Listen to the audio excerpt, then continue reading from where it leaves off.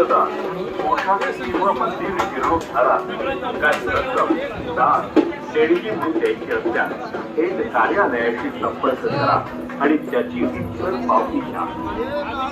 रोख रक्कम, अन्नदान देणगी, नवल हे न्यासा व्यतिरिक्त कोणत्याही अनाधिकृत व्यक्तीच्या हातात देऊ नये. न्यासाच्या अधिकृत व्यक्तीशी संपर्क करून आपल्या देणगीची वित्त नोंद करून त्याची पावती घ्यावी. देणगी द्या, देणगी द्या, देणगी द्या आणि देणगीची वित्त पावती घ्या. अन्नदान हे श्रेष्ठ दान. आपल्या कुटुंबियांच्या नावाने, वारकऱ्यांच्या नावाने, प्रियजनांच्या नावाने वाढदिवस कृषी दिनाचे औचित्य साधून अन्नदान करा. अन्नदानासाठी दैनिक